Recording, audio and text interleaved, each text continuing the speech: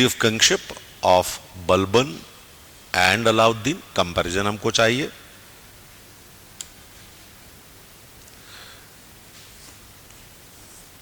देखो, पहली चीज तो ये कि what was the condition of the king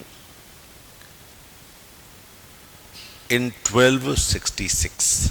जब ये राजा बनता है तब उस समय राजा की स्थिति क्या थी? राजा का भय किसी को नहीं था, वो सब एक दूसरे के बराबर समझते थे, चाहे वो तुर्काने चहलगानी बनाई हो, चाहे ऐबक तो बैठता ही नहीं था ऊपर, वो तो साथ साथ ही बैठता था, याद है आपको? तो किसी को फियर नहीं था, रेस्पेक्टफुल भी नहीं थे, ठीक है। और बर्नी लिखता है the basis of good governance lies in the fear of administration which was absent at that time.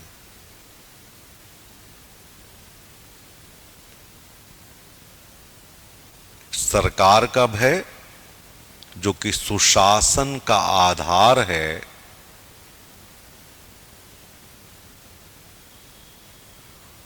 वो दुर्भाग्य से नहीं था।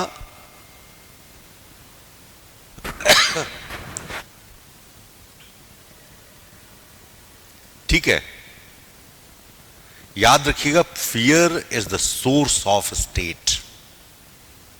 जो भय है वही राज्य का स्रोत है जिससे वो शासन चल जाता है। यदि भय नहीं हो तो आप लोग क्या करोगे, ये बता दो जरा।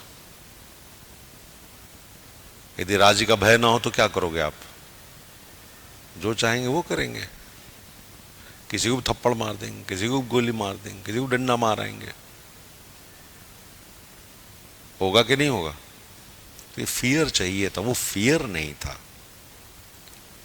तो theory of kingship of Balban came under this situation. इस परिस्थिति में थियरी ऑफ किंगशिप दिया है। तो कंडीशन पहला, आप सीधे से बर्नी का स्टेटमेंट लिखो और उसके बाद लिखो किस कारण से इसने दिया था। Badri, getting my point? समझ गए क्यों दिया था उसने? ठीक है। और बलबन के साथ सबसे बड़ी बात यह थी कि he was a minister for 20 years and had experienced that without fear that there cannot be respect of the king. बिना भय के राजा की इज्जत नहीं हो सकती है। ये 20 साल के मंत्री पद में उसने देख लिया था। तो पहला तो भय, और दूसरा उसने ये अनुभव किया था the character of the king should be so graceful that none can point a finger on him.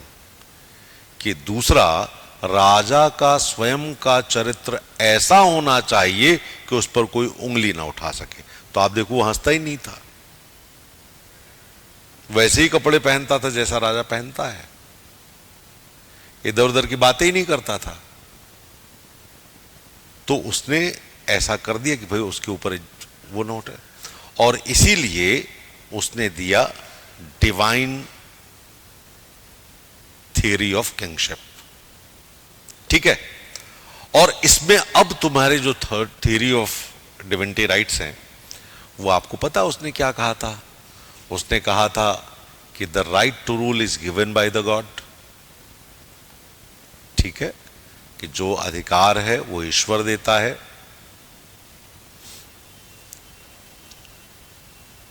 और ईश्वर उच्च वंश को देता है। थोड़ा सा ही गलती करता था वो। शैडो ऑफ अल्लाह कहा उसने। ठीक है। Policy of punishment and fine. Next, official positions only to good charactered persons. आधिकारिक पद किसको दिया जाए? अच्छे चरित्रवान व्यक्तियों को। और justice should be dispensed with serenity, patience and impartiality. और न्याय करते समय शांत, धीर और निष्पक्ष रहना चाहिए। और इसीलिए ये बात जो कही है तारीख फिरोज शाही में लिखी हुई है। और उसके अलावा जब तुगरिल बेग को उसने हराया है तब फिर उसने राजत्व के सिद्धांत को बताया है। उसने अपने बेटे को कहा था, you must think yourself as representative of god when you become the sultan. जब तुम सुल्तान बनना, अपने बेटे को कह रहा है, वो लिख रहा है, जब तुम सुल्तान बनना तो भगवान के प्रतिनिधि के रूप में शासन करना। ठीक है। अब देखो उसने जो किया इसमें थ्योरी ऑफ किंगशिप में यही चीजें हैं। और उसने ये भी कहा कि भाई जनता को ध्यान से न्याय दो, उनको पूजा पाठ में लगाए रखो, उनको परेशान मत होने दो, वो सब तुम्हारा काम है। तो उसने क्या किया, एक बहुत बड़ा काम उसने किया। ये उसका तुर्काने चहलगाने वाला हिस्सा था।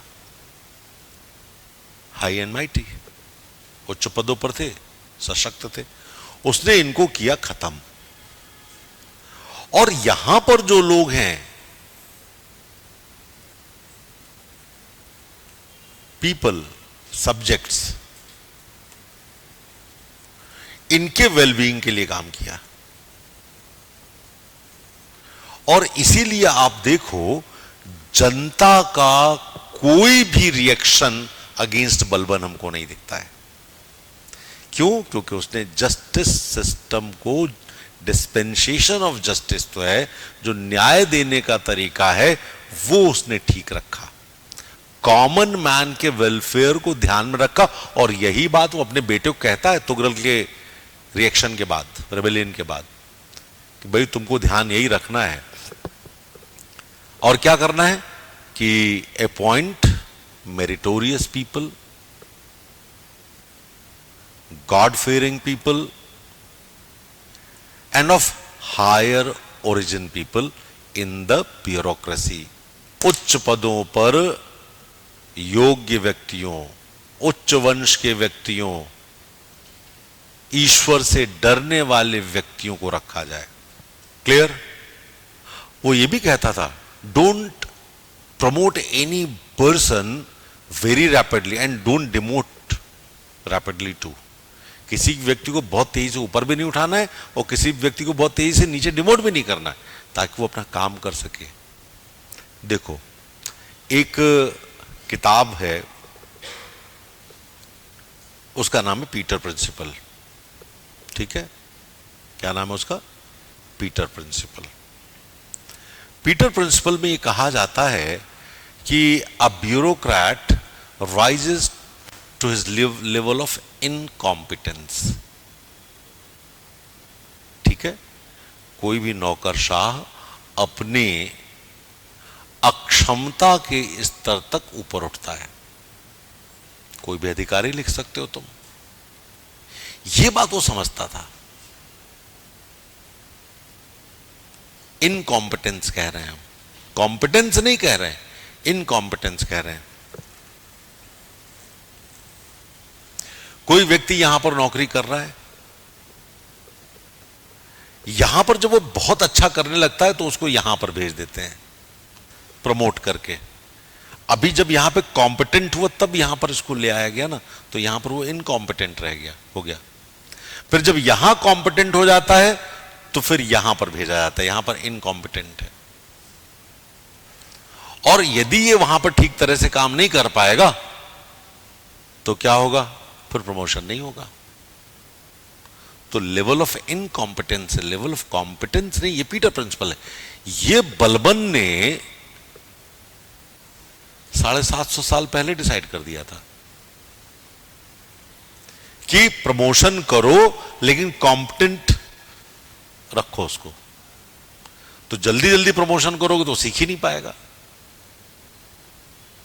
तो ये जो पीटर प्रिंसिपल है, इसको पहले समझा करके लिख सकते हो, या लिखना चाहो तो लिखो, नहीं लिखना चाहो तो नहीं लिखो, लेकिन मैं तो चाहूंगा कि तुम इसको लिखो, क्योंकि बाकी दुनिया का कोई भी student Peter principle and Balban पे बात नहीं करेगा।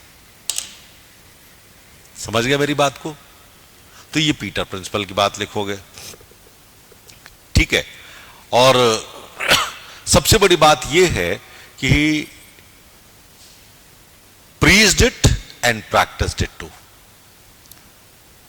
उसने अपने सिद्धांत को सिर्फ बताया ही नहीं बल्कि उसका अनुकरण भी किया। शिक्षा सिर्फ शिक्षा नहीं दी, उसने अनुकरण भी किया। ठीक है। अब देखो अलाउद्दीन खिलजी क्या कह रहे हैं। He followed the Balban's ideology, divine origin of king, ये भी बोल रहा है ये। उसने कहा कि king is representative of God on earth. राजा ईश्वर का इस पृथ्वी पर प्रतिनिधि है।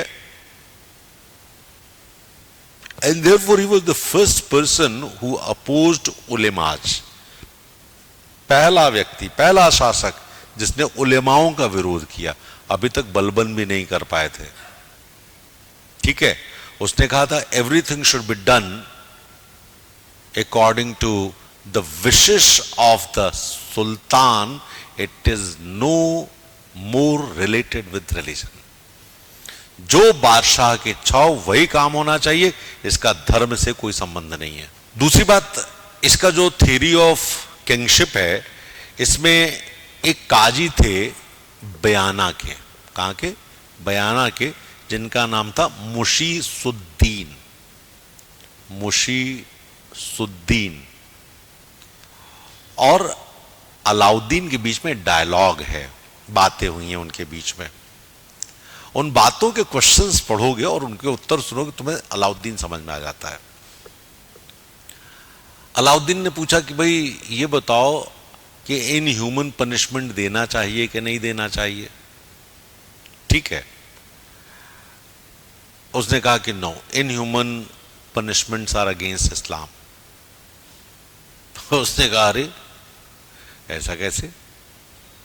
पनिशमेंट तो देना है तो देना है, बदमाश लोग हैं तो बदमाशों की तरह से करना चाहिए।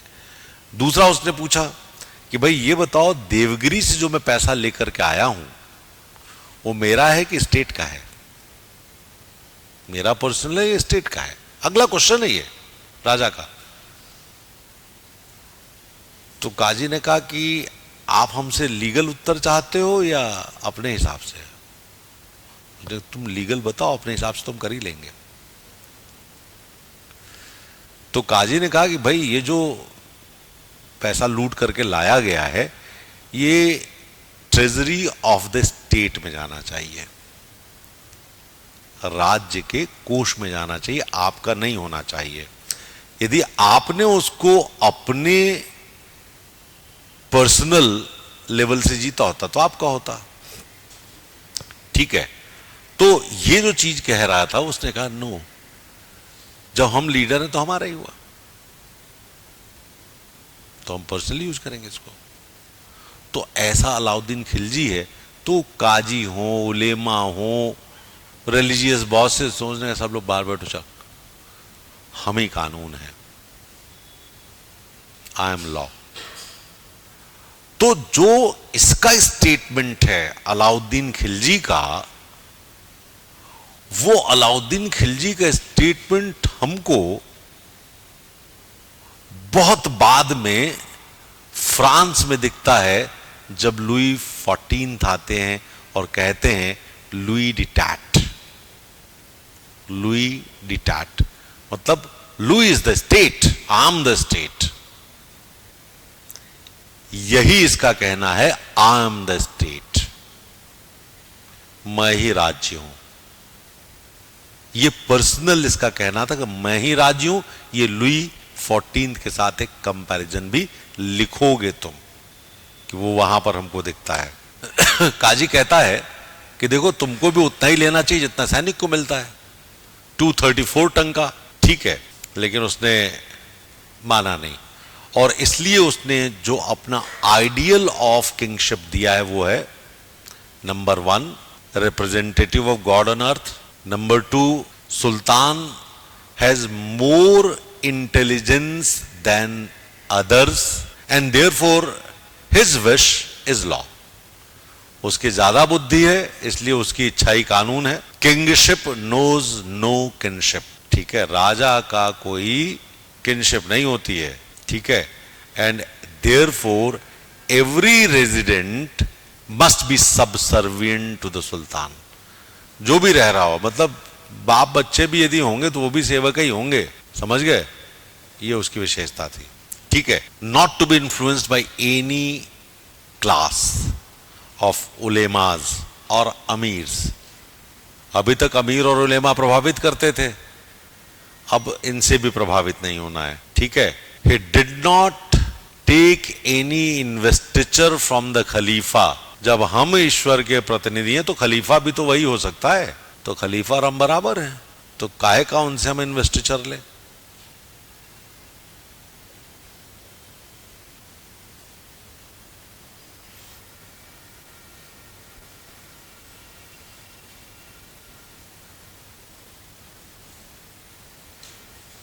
ठीक है,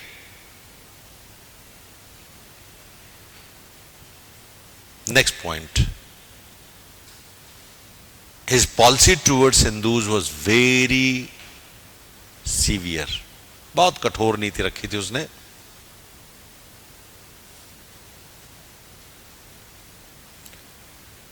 और ये आपको याद होगा, 3 लोग हेड होते थे विलेजेस के, खुट्स, मुकद्दम्स एंड चौधरीज।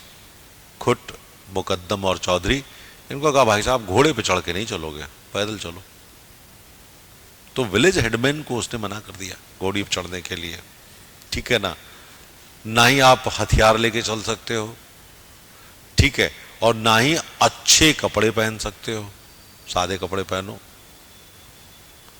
तो इसने क्या किया, एंटी हिंदू सेंटिमेंट बनाए रखा अपने रूल को बनाए रखने के लिए, ठीक है। तो एक तो इसने कर दिया, अमीरों को नियंत्रण करने के लिए उसने वही एस्पियोनाज सिस्टम यूज किया। नो पार्टीज वर अलाउड, याद है ना, विद अल्कोहल, कोई शराब पार्टी नहीं हो सकती है। No marriages can be perform without prior permission of the king. ये अमीरों के बीच में, जो अमीर थे उनके बीच में अपनी शादियां ऐसी नहीं हो सकती हैं कि बिना उनसे पूछे हुए कर लो। क्यों? कि उसको लगता था ये लोग कहीं ना कहीं गड़बड़ कर सकते हैं, मिल जाएंगे, 4 अमीर मिल गए शादी वादी करके तो अलाउद्दीन खलजी को ही निपटा देंगे वो तो, ठीक है। तो सप्रेस्ड अमीर्स, सप्रेस्ड उलेमाज और मार्जिनलाइज्ड उलेमाज, इस्लामिक थॉट प्रोसेस और representative of God and for his personal benefit. उसने स्टेट के बेनिफिट के लिए नहीं किया, ये पर्सनल बेनिफिट के लिए किया। बलबन ने स्टेट के बेनिफिट के लिए किया और अलाउद्दीन ने पर्सनल एडवांटेजेस के लिए किया। ये दोनों का अंतर है, ये कंक्लूजन है। एक लाइन का कंक्लूजन होता है ना, वही कंक्लूजन है, for personal advantages and for the advantages of the state. Advantages of the state Balban का है, पर्सनल एडवांटेजेस इसका है, और वही काजी साहब का स्टेटमेंट के साथ आप एक बात कह दोगे, काम खत्म हो जाएगा। अब देखो, इसमें हमने 2 चीजें आपके लिए अलग जगह से उठाई हैं। एक उठाया मैंने आपको पीटर्स प्रिंसिपल, और दूसरा उठाया है मैंने किंगशिप नोज नो किंगशिप और लुई 14। इन दोनों को स्मार्टली यूज कर लोगे, अंडरलाइन कर दोगे तो आंसर के नंबर मिल जाएंगे।